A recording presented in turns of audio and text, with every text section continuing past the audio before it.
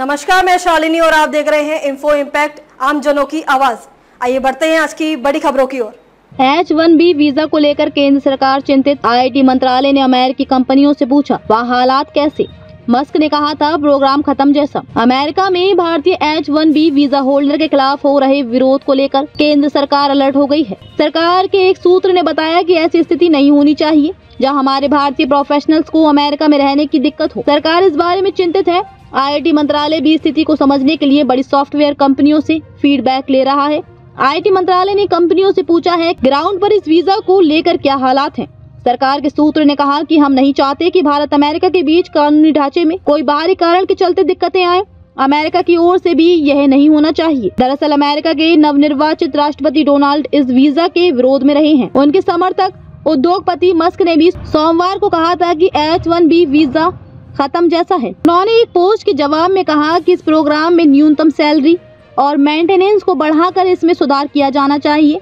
हालांकि ट्रंप ने कई मौकों पर वीजा के समर्थन में भी बयान दिए हैं। H-1B नॉन इमिग्रेंट वीजा होता है, जिसके तहत अमेरिकी कंपनियां विदेशी प्रोफेशनल्स को नियुक्त करने की अनुमति होती है। इसके तहत हर साल करीब 45,000 भारतीय अमेरिका जाते हैं। केंद्र सरकार वीजा पॉलिसी में प्रतिबंध नहीं देखना चाहती। सरकार इस बात पर भी नजर रख रही है कि डोनाल्ड ट्रंप के व्हाइट हाउस में वापसी के बाद आईटी और मैनेजमेंट प्रोफेशनल्स के लिए अमेरिका वीजा पॉलिसी किस रूप में बदल सकती है। सूत्र ने कहा कि हम इस पॉलिसी में और प्रतिबंध नहीं देखना चाहते हैं। इसके अलावा केंद्र सरकार ये भी देखना चाहती है कि मल्टीनेशनल कंपनियां भारतीय प्रोफेशनल्स की नियुक्ति में कितनी रुचि रख रहे हैं। इसके लिए कंपनियां भारत में कितने ग्लोबल कैपेबिलिटी सेंटर GCC स्थापित कर रही है। भारत में फिलहाल 1800 से अधिक GCC हैं। स्थिति पर बेहतर पकड़ बनाने के लिए विदेश मंत्रालय अमेरिका में भारतीय मिशन से अपडेट ले रहा है। खबरों में अब तक के लिए बस इतना ही। फिर होगी आपसे मुलाकात, तब तक के लिए नमस्कार और देखते रहिए इन्फो इम्पैक्ट, आम जनों की आवाज। ऐसे ही लेटेस्ट अपडेट पाने के लिए हमारे चैनल को सब्सक्राइब करें और तुरंत नोटिफिकेशन पाने के लिए बेल आइकन प्रेस करना ना भूलें।